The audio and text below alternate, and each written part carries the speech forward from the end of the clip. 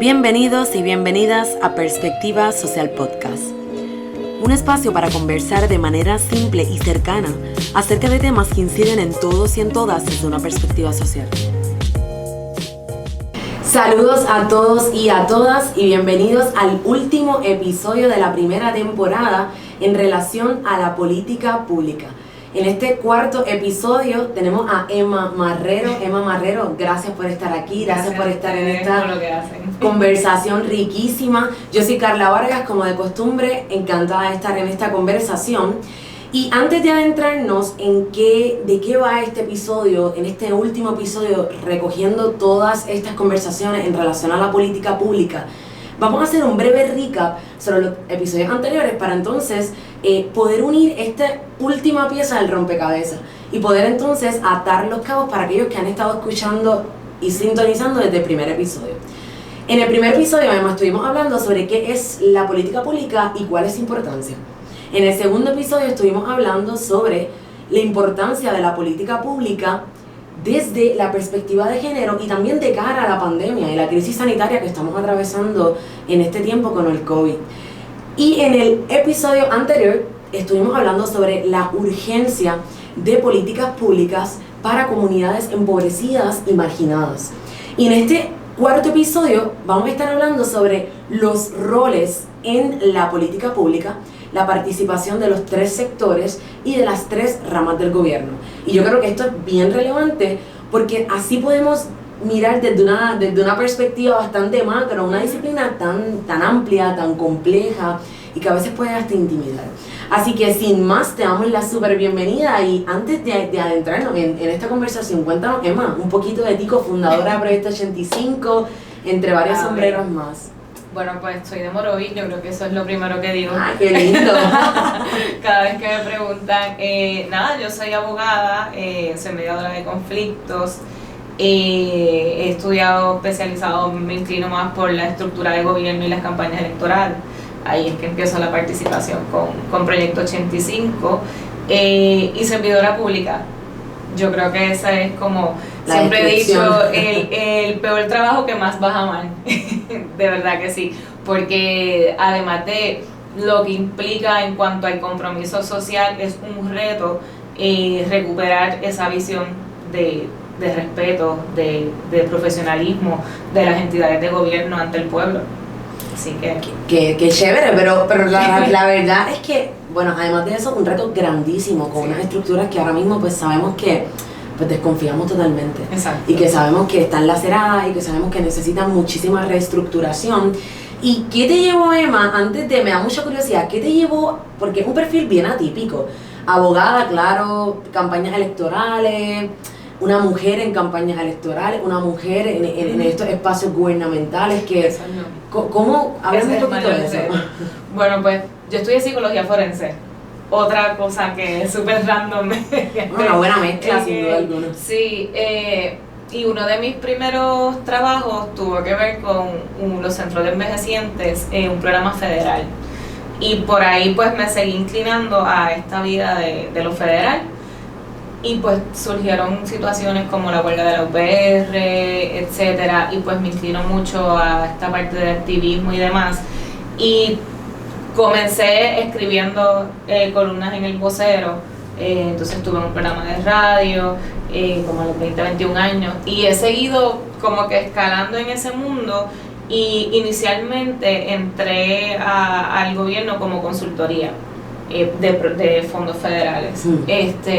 Y pues ahí me enamoré del gobierno porque vi la necesidad, vi la falta de proceso, vi la malversación de fondos públicos, vi la falta de compromiso de muchos sectores. Así que prácticamente te metiste a la boca de los leones y desde aquí entonces vamos a cambiar las cosas. Y llego a donde estoy, estudié Chief of Staff en la Oficina de Gerencia y Presupuesto, luego de que estuve en una sindicatura tratando de colocar en cumplimiento federal a la Defensoría de Personas con Impedimentos, que la iban a cerrar.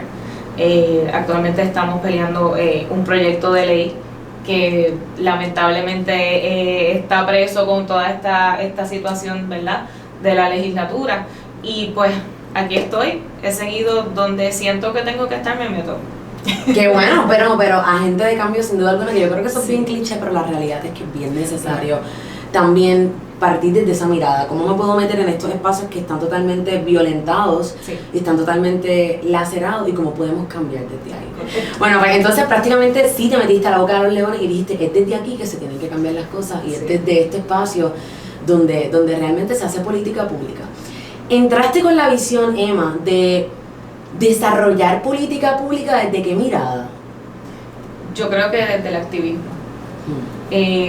Precisamente porque no lograba entender cómo encajaba o cómo se integraba realmente la necesidad del pueblo en una estructura que es, digamos, estándar o cuadriculada o, ¿verdad?, limitada por muchas cosas, por regulaciones, leyes, etcétera. Y pensaba que hacía falta, y todavía lo pienso, esa sensibilidad o ese factor de conexión con la realidad, claro, de ver desde la perspectiva del pueblo. Y lo más interesante para mí, que ahora que lo estoy hablando contigo, voy cayendo, ¿verdad?, en cuenta haciendo este resumen, en donde yo he estado, he comenzado con grupos o sectores que de inicio pensaba que simpatizaba, y cuando vi la dinámica me fui saliendo, y pienso que he desarrollado esa capacidad por el conocimiento que tengo de la parte backstage, claro, de identificar, no, mano, por ahí yo no me voy. Yo pensé en lo que tú me habías dicho, pero estás ahí garete, yo no me voy a seguir esa línea. Y he podido apoyar políticamente a personas que yo simpatizo de alguna manera u otra, con que tengan una idea, por lo menos un norte, de cómo meter mano en esta situación. Porque déjame decirte, entrar al gobierno hay que tener el cuero duro. No, definitivamente. Tú te expones a la, ¿verdad?, al escrutinio público, y esa dureza y la manera en que se juzga a la labor pública intimida a personas que quizás pudieran aportar mucho al país. Un ejemplo es legislatura. Yo conozco de muchas personas que yo digo, contra, tú serías espectacular como representante, como senador, pero me dicen, ¿tú te crees que yo me voy a meter en eso? Entonces, lamentablemente, esa visión, que es una de las cosas por la cual yo me sostengo en estar donde estoy, porque a veces digo, me quiero ir a trabajar en una tienda con musiquita y con incienso y no pensar en nada. Sí, porque cuando te importa te drena. Cuando te importa te drena. Y esa visión de que tenemos que suavizar esa mentalidad de cómo vemos al político es bien difícil, porque a la misma vez tenemos rencor social sobre el comportamiento político. Entonces, yo puedo decir que mañana yo creí en tu visión, me voy hasta abajo contigo, como uno dice. Te metiste en un papelón, no, me he hecho para atrás, ¿sabes? Y he podido tener esa toma de decisiones, a quién seguir y a quién no seguir. Pero yo creo que eso es bien increíble, porque la capacidad que uno tiene de desaprender, yo creo que es eso, es desaprender de quién realmente yo admiro, a quién realmente yo sigo, a quién realmente... Y con quién, dijiste algo que wow, me resuena muchísimo, con qué y con quién realmente yo empatizo. Sí. Empecé por estos ideales, pero es que me voy dando cuenta en el camino que de momento no me resuena. Sí. Y entonces en esa perspectiva, Emma, parte desde la política pública, desde una base de activismo, estás inmersa en puestos gubernamentales, trabajas, pero también has trabajado desde agencias educativas, si no me equivoco, sí, ¿verdad? También estuviste trabajando en desarrollo de fondos federales. ¿Cómo tú ves el rol del policy maker? ¿Y qué es el policy maker? ¿Y qué es el policy maker en este instante tan cambiante? Mira, yo creo que debido a nuestra participación histórica como pueblo y las particularidades que tenemos, ¿verdad?, con la relación con Estados Unidos, con esto, etcétera, que han influenciado mucho en cómo vemos la política, es bien difícil determinar quién es el policy maker en nuestro escenario. La política pública es algo sistematizado, que responde a unos procesos jerárquicos, y es una mezcla de la visión de cómo el pueblo quisiera vivir y cómo realmente yo como gobierno te puedo permitir esa estructura. Entonces es como este desfase en lo que internacionalmente muchos pudieran ver como política pública, inclusive se confunde el término. Las personas piensan que tiene que ver con la política partidista. Estuvimos hablando de eso anteriormente, ¿sabes? Incluso con Natalia Caraballo estuvimos hablando. Sí, porque tú hablas con las personas de política pública y se quedan, ok. Y hay un rechazo también colectivo sobre este término porque lo asociamos con la política partidista. Sí. Y porque decimos, espérate que eso no es mi tema. Sí. Esas son cosas de yo no me voy a involucrar a eso. Correcto. Cuando realmente la política pública es todo lo que compone a una sociedad y es todo lo que nos compone a ti, a mí y a todos los que nos están rodeando. Es todo, la política pública es la manera de definir el servicio público. Entonces hay dos aspectos, está la política pública del Estado y la política pública de la administración del gobierno en turno, porque la política pública del Estado es lo que podemos ver en la Constitución, los valores que definen, ¿verdad?, nuestro sistema político como tal, y está la política pública de la administración, que para mí esa es la política pública que más reto tiene, en ese sentido, si lo vemos, ¿verdad?, como un ente, porque es víctima, por decirlo así, de la falta de continuidad, la falta de estructura, la falta de la capacidad del gobierno a contratar personal experto. O sea, es un sinnúmero de factores que impiden un desarrollo correcto y efectivo de la política pública que nos ha provocado que no entendamos qué es la política pública. Sin duda alguna, pero también siempre he pensado que no conviene que la gente entienda la política pública, porque es que la realidad es que a mayor entendimiento de la sociedad, de la sociedad civil sobre la política pública, mayor participación también, mayor participación en esos procesos gubernamentales. Hay una responsabilidad bien individual de aprender qué es la política pública, pero no es como que vamos a la escuela y nos sientan a decir, miren, la política pública esto y tiene este y este efecto. Y yo creo que por eso, aunque ha mutado implícitamente el rol del policymaker, básicamente el policymaker es quien hace la política pública, quien la desarrolla, quien se involucra, quien va a esos procesos. Y cuando hablamos de esos procesos, Emma, ¿qué son esos procesos de política pública donde el policymaker, qué hace el policymaker para desarrollar política pública? Mira, yo creo que siguiendo la línea que comentaste de que quizás no conviene, porque en la escuela, por ejemplo, no lo enseñan, yo te garantizo que quizás no es a propósito, es que no saben, no entienden. O sea, quizás tú puedes hablar con un sistema de educación y no está asociado que lo que yo te enseño en kinder impacta, ¿verdad?, en cuarto año y en lo que tú tomas de decisión estudiar en la universidad e impactar y desarrollar política pública. Entonces, volviendo al tema de quién la desarrolla o de dónde viene, nosotros tenemos varios sectores gracias a la democracia, ¿verdad? Porque eso es algo que hay que enfatizar. La legislatura... Y hemos hablado, y perdóname, ¿verdad?, pero hemos hablado un poquito sobre esos tres sectores, pero ¿cuáles son esos tres sectores, Emma? Bueno, los tres sectores, a mi entender, es la comunidad, el sector privado y el ejecutivo. Correcto. Esas son las tres líneas. Prácticamente el privado, el público y entonces obviamente todo lo que son las sin fines de lucro, las organizaciones de la sociedad civil en general. Exacto, porque es una cadena. El pueblo es el que siente, es el que necesita, es el que busca cómo llevar este mensaje. El sector privado usualmente es el que tiene el expertise, la parte técnica, esa parte de decirte por aquí debe ir un plan de trabajo para llegar a una política pública, porque para poder implementar proyectos de política pública tú debes saber medir los resultados, medir cómo va el proceso, porque es un reto en Puerto Rico medir. Si no tenemos una crisis de datos en Puerto Rico, ¿medir qué? De datos y de... Medir impacto, medir resultados, nos quedamos, aquí en Puerto Rico realmente nos hemos quedado bien cojos de esas y varias patas.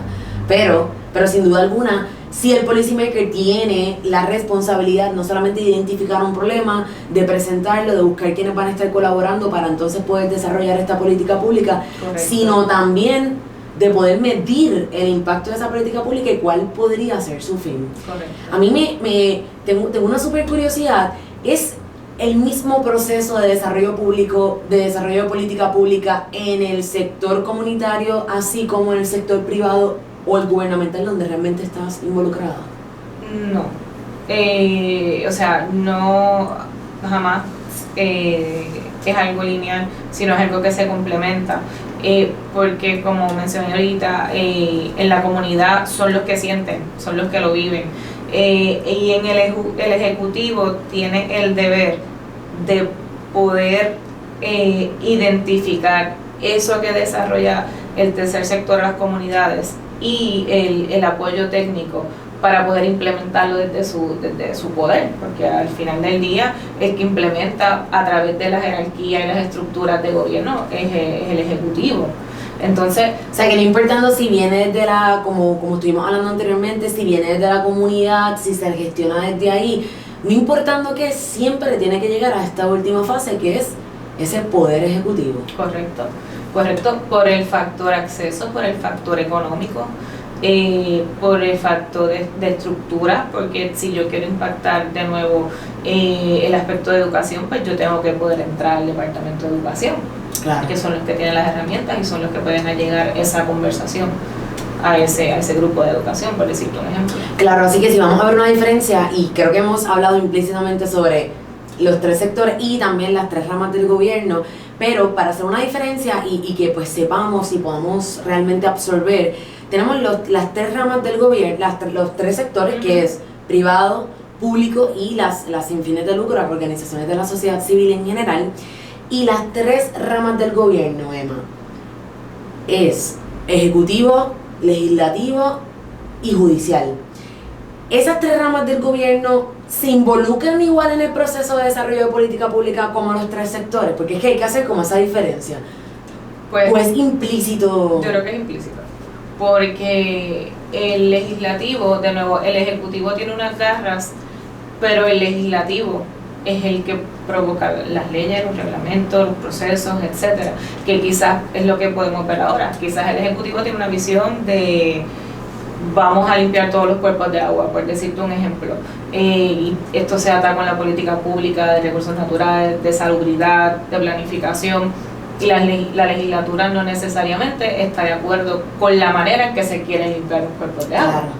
Entonces es como esa capacidad de negociar y de poder transmitir y entender las necesidades de lo que yo quiero implementar con política pública, que ahí es que ves ese tranque. Entonces el poder judicial o la rama judicial impacta enormemente la política pública, porque a través de la conclusión y la resolución de los casos civiles, criminales, etcétera, es que nosotros como pueblo vamos entendiendo cómo se va delimitando ese comportamiento jurídico, porque quizás yo puedo hacer una ley o quiero una ley, pero ya se resolvió un caso que eso no procede. Claro. Entonces es una cadena de eventos. O sea que uno literalmente impulsa al otro. Correcto. Y cuando estamos hablando de esos tres poderes, el ejecutivo tiene la última palabra, pero todos los anteriores, el judicial por ejemplo, le brinda la capacidad a la sociedad civil de entender los problemas, de entender desde dónde parten y entender también de cómo realmente poder solucionarlos. Yo no sé si decirlo justamente, porque sabemos que es una espada de doble filo, pero sí definitivamente solucionarlo de acuerdo a unos cánones que ya están establecidos. Correcto. Así que si fuésemos a hablar de una diferencia entre esos poderes, yo creo que ya lo he hablado implícitamente, pero si vamos a hablar de una diferencia muy explícita en el proceso de política pública, es que al final del día son totalmente complementarios. Sí. Y que al final del día trabajan hacia un mismo eje. Por eso es tan triste, negativo o es un proceso nefasto que no haya esa capacidad de coincidir y de negociar en las tres ramas. Y eso a mí me genera ansiedad, por decirlo así, o me preocupa que ese sea el resultado de este cuatrenio en cuanto a esa dinámica. Poder identificar. Y cuando dices que no, tal vez un ejemplo concreto sobre no coinciden, no participan, no colaboran, ¿cómo explícitamente podríamos ver un ejemplo de lo que estamos mencionando? El presupuesto, porque en el caso del presupuesto tenemos, por decirlo así, otro ente que es la Junta de Control Fiscal, otra entidad y es el resultado del incumplimiento o el mal manejo histórico en el presupuesto, que es la base o es uno de los pilares para poder implementar la política pública, porque sin el factor económico yo puedo tener todas las ideas bonitas, pero ¿y cómo se ejecutan? Entonces yo creo que esta es la primera prueba de fuego, porque el hecho de no querer seguir los procesos por aquello de no dejarte pasar o no estoy de acuerdo con esto y simplemente no quiero. Eso. Obviamente el ego individualista, pero sin duda alguna también el tema partidista, que debería no ser así, no, estábamos hablando de que debería ser la política pública totalmente desraigada de lo que es la política partidista. Sin duda alguna, una depende de la otra porque son personas quienes lo están dirigiendo. No obstante, no debería ser así. Es que tenemos el problema histórico que nuestros partidos son partidos de estatus. Si quizás nosotros nos sentamos con representantes de todos los partidos, coincidimos en todas las ideas. Pero eso no es lo que está pasando ahora mismo, Emma. No tenemos ahora mismo una participación político-partidista pero el enfoque... de más de los tres partidos. O sea, es un poco... ¿verdad? Y lo pregunto provocando, ¿no? No eso no es lo que se supone que esté pasando ahora mismo, que tengamos una diversidad político-partidista y que seamos capaces de llegar a resoluciones con un poco más de consenso democrático. Yo creo que este es el experimento, este es el momento de ese experimento, porque de nuevo, por años, pues obviamente hemos vivido un bipartidismo por eso mismo, porque todo redunda en resolver la situación del estatus o la relación con Estados Unidos. Y hasta que no se definan qué quiere cada partido, por ejemplo, yo tengo una visión más socialista, o yo tengo una visión más conservadora o de centro, hasta que no se entienda eso, que los mismos actores de los partidos yo estoy segura que no entienden muchos de estos conceptos, hasta que no podamos identificar qué piensa cada cual, va a ser un reto enorme poder, ¿verdad?, decir esta es la visión de política pública de país, porque como tú bien dices, ahora hay varios actores adicionales. Ahora es que vamos a ver cómo se va a hacer ese comportamiento. Yo creo que este cuatrenio va a ser histórico, ¿verdad? No me atrevo a adelantarme, ya sea negativa, positivamente o simplemente desde el aspecto del desarrollo de evolución pública, sobre todo por el acceso de fondos federales que vamos a tener. Ahí sí es que se va a poder ver cuál es la política pública que quiere implementar el pueblo y todos los sectores. Con el manejo. O sea, cómo recibimos estos fondos federales y cómo realmente se distribuyen. Y que yo quiero. Porque si tú no, de nuevo, si tú no desarrollas, por decirte un ejemplo, yo sigo mucho la política de América Latina. Para mí, Costa Rica es vanguardia. Totalmente. En todo. Y ellos tienen un proyecto de país que está establecido, no importa la administración partidista que cambie. El día que nosotros podamos lograr eso, ahí es que vamos a poder ver la continuidad de lo que es, porque quizás de las políticas públicas que se implementen o que se intencionan implementar, porque sabemos que nos falta estructura de país. Estructura y mentalidad a largo plazo. Si yo quiero que Puerto Rico esté en el 2025 aquí, yo necesito poder identificar qué herramientas debo usar para llegar en el 2025. Aquí esa planificación no existe, porque no están interrelacionadas de manera quizás positiva o activa las agencias o las estructuras que les corresponde, ¿verdad?, poder hacer esa integración. Y volviendo ahí, antes de que se me pase, Costa Rica, yo vi que uno de los enfoques del Departamento de Desarrollo Económico y de Salud era tener una fábrica de prótesis. Y eso está súper random, ¿verdad? Porque no es algo que veamos en nuestra política pública, a pesar de que tenemos más de 900,000 personas con impedimentos.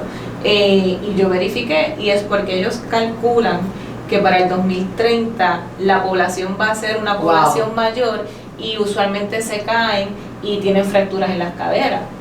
Y yo me quedé como que el día que nosotros podamos pensar que nuestra población va a tener X edad y yo voy a necesitar estas herramientas para esa población y por eso voy a hacer esto, llegamos a donde debemos llegar. Sí. Oye, pero mencionas algo bien particular, diversidad funcional. ¿Trabajas actualmente desarrollando política pública o protegiendo la política pública, fondos para esta población? Háblanos un poquito de eso. Sí, aquí hay un reto con la Procuraduría, ¿verdad? O las defensorías de la mujer, del veterano, etcétera, porque no se entiende el concepto, de nuevo, ¿verdad? Eso no es nuevo en la agencia. Y lo ven como, ay, pues mira, pues vamos a hacer fondos y vamos a ir aquí, vamos a hablar. No, o sea, la minoría necesita realmente una voz. Y las personas ¿verdad? con impedimentos, con limitaciones, con diversidad funcional, etcétera, tienen una necesidad crasa de atención, no solo del gobierno, de los ciudadanos. Están invisibilizados.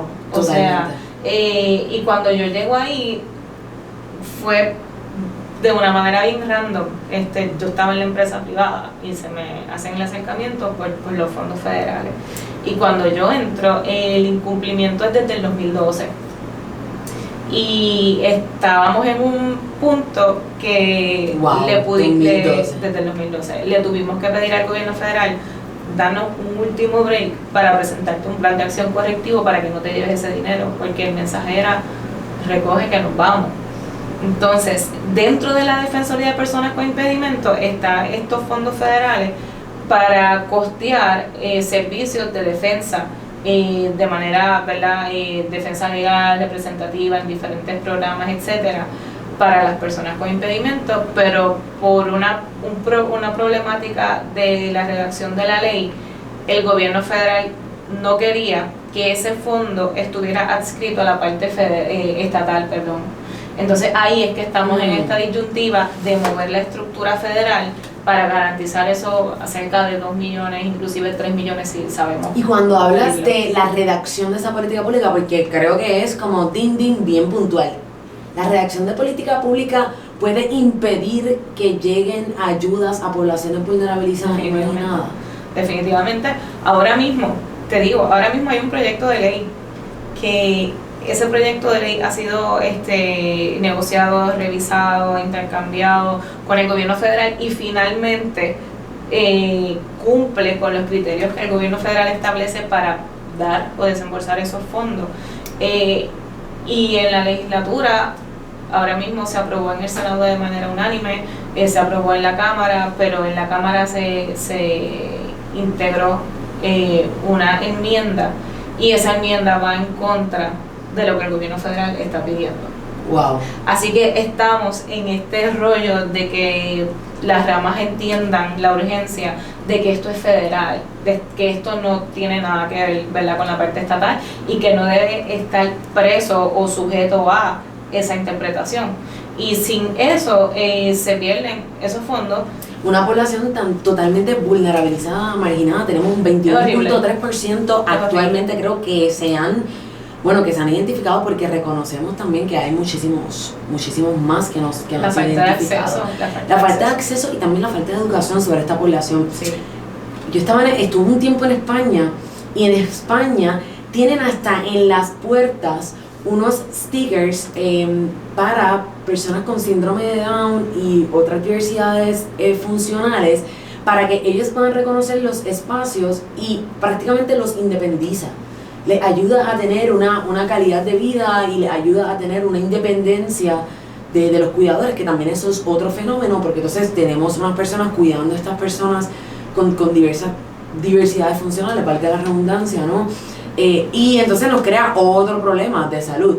Pero en ese caso de España, a mí me encantó ver eso, simplemente por el hecho de que tú sabes que ese gobierno y ese país, tal cual están mencionando en Costa Rica, está pensando a largo plazo, está tomando medidas sostenibles que realmente puedan tener la capacidad de sostener a un país. Dime una sola cosa en Puerto Rico que se vea a simple vista que proyecte un interés para las personas. Claro, es bien increíble. Las aceras, el acceso, o sea, yo desde que entré en esa discusión administrativa obviamente me sensibilicé en ese tema, porque la realidad es que, tú sabes, y donde quiera que voy, digo, por aquí no pasa una silla de ruedas. Sí, increíble. Por aquí una persona con un andador no va a poder. ¿Cómo una silla de ruedas eléctrica va a poder pasar por las aceras? Y también a mí me gusta muchísimo tener esta conversación y que te tengamos aquí hablando sobre esto por el hecho de que tú estás inmersa dentro del espacio gubernamental desarrollando política pública, y para ser honesta, la mirada que se tiene en el desarrollo de la política pública desde el gobierno es como, ellos no están haciendo nada, ellos ni siquiera lo están intentando, y de momento tener una persona aquí que tiene una mirada vanguardista y que tiene una mirada activista de espacios tradicionales como puede ser en la estructura gubernamental, es bien increíble. Se está haciendo el trabajo con lo poquito que hay demasiada gente buena, demasiada gente que se vive el servicio público porque precisamente quieren cambiar esa proyección, esa visión. O sea, yo puedo hablar por mi oficina a capa y espada, donde quiera que me pare, por el director. El equipo es espectacular, el equipo está 24/7, nosotros salimos a las 9, a las 10 de la noche, trabajamos los fines de semana, ves ese compromiso y eso te da fuerza, claro, porque dices, tenemos que estar, aunque seamos unos pocos, tratando de mover el barco y hacer ese reality check, porque no somos la mayoría. Claro. No somos la mayoría, y es bien sacrificado el servicio público, bien sacrificado, de nuevo, porque está el que tiene la vocación de empatía y está el que simplemente está ahí por algún tipo de acceso, venganza o querer poder. Pero entonces ahora estás dentro de la rama gubernamental. Mencionaste que anteriormente vienes de la empresa privada. ¿Tuviste una experiencia particular con desarrollo de política pública o implementación de política pública desde ese espacio privado? Sí, porque aunque de una manera, una perspectiva diferente, la dificultad o el reto sigue siendo el mismo, porque yo cuando estaba en la empresa privada trabajaba proyectos de transformación escolar y nosotros podíamos venir con todas las ideas del mundo, con toda la visión, pero dependíamos de la visión pública, claro, de la administración, así que continúa siendo un reto. Que aunque entonces sí hay una diferencia en las tres ramas del gobierno y en los tres sectores, realmente se necesitan unos a otros para uno poder implementar. Así que yo creo que eso es algo bien importante, que si algo debemos llevarnos de esta conversación es que las tres ramas del gobierno y los tres sectores tienen igual de participación y también son complementarios uno con el otro. Dentro de ese proceso, ¿tú nos podrías hablar un poquito sobre cuáles son esos elementos más importantes sobre las vistas públicas? Parte de lo que muchas de las preguntas nos estuvieron haciendo a través del podcast y personas que hemos tenido conversaciones es que yo no entiendo las vistas públicas, dónde eso se transmite, dónde no se transmite, cómo yo me involucro en esas vistas públicas. Tal vez un poco de cuáles son esos elementos importantes y cómo tú ves esa mirada de vistas públicas ahora mismo desde el gobierno. Las vistas públicas son fundamentales en el proceso de poder llevar esa visión de lo que el pueblo quiere o proyecta como política pública. La realidad es que en la legislatura es bien fácil. Tú vas a la página de la legislatura, tienes los proyectos, anuncian las vistas públicas, tú llamas a la oficina o contactas, ¿verdad?, a la comisión donde va a tener esa vista pública, solicitas participación y envías una ponencia. Y solicitas participación, tienes que solicitar la participación en esa vista pública. Sí, tú puedes enviar el escrito y enviarlo y ya, para a ver si entonces te dan atención. Y puedes solicitar yo quiero hablar. Y esos son, ¿verdad?, otros 20. Y ahí está la línea finita, porque muchas veces deciden a quién dejar hablar, ¿verdad? Eso es, ¿verdad? Ya sea si tiene que ver con el tema, etcétera. Pero por lo que yo he visto, si tú lo pides, usualmente tienes el acceso. Ahora mismo se están realizando unas vistas públicas para pares, ¿verdad? No sé si has escuchado, sí, el comité que está atendiendo la violencia de género y ante la emergencia de violencia de género. Exacto. Y están las vistas públicas por diferentes áreas. Creo que la semana pasada fue en Cataño. Y El proceso es eso, esperar que la gente participe y diga su opinión y diga su recomendación. Pero, de nuevo, como ni siquiera en la escuela te enseñan cuál es la estructura jerárquica o la manera de distribuir el poder y la participación política, uno lo ve como algo imposible. Claro. La mayoría totalmente alejado. ¿Cuántas personas conocemos que realmente dicen, creo que hay esta problemática, voy a entrar a la página legislativa para entonces dar mis recomendaciones y participar en una vista pública? La realidad es que es bien limitado. Ahí entra el tercer sector o el cuarto sector, ¿verdad? En cuanto a la sumatoria que estamos haciendo de las partes. Para mí, quien está desarrollando más política pública en estos momentos es las redes sociales. Qué interesantísimo.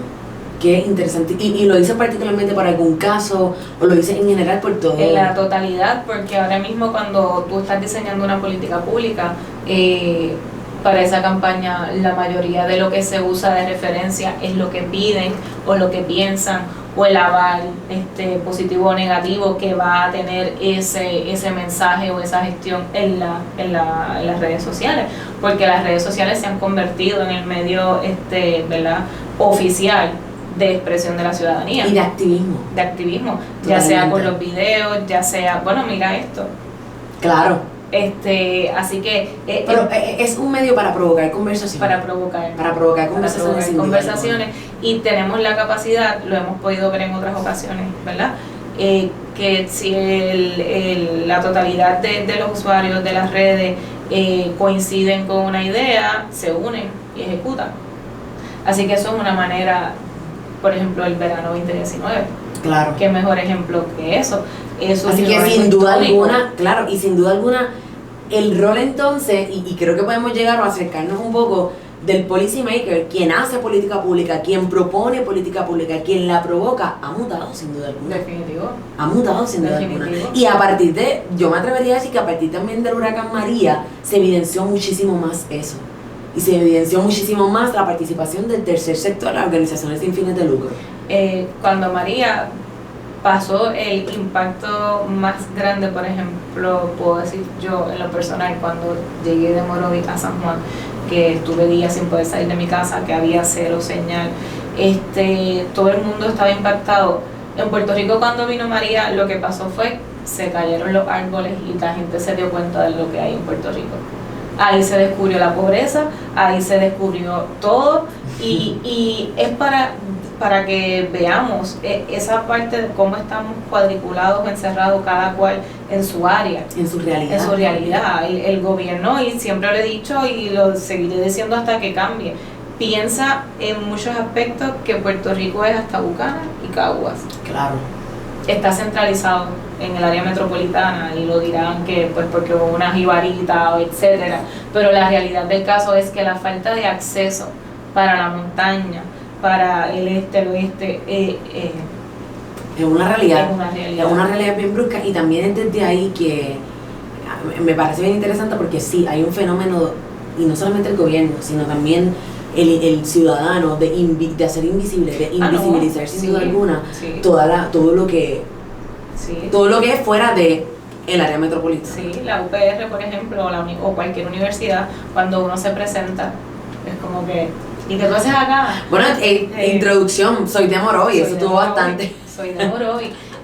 Bastante interesante. Por eso mismo, porque ha sido como romper esa etiqueta de que tú te puedas meter en todas estas áreas en las que yo estoy participando, por ejemplo, siendo de Morovis. Claro. Y no es la norma, porque usualmente los actores en la política pues tienden a ser del área metropolitana, de otros accesos, ya sea económicos, de otros accesos universitarios en donde la mayoría pudo estudiar fuera del país, y tú llegar y decir que uno tiene quizás una visión vanguardia en un pueblo pequeño con pocos accesos, de cierta manera es diferente, por decirlo así.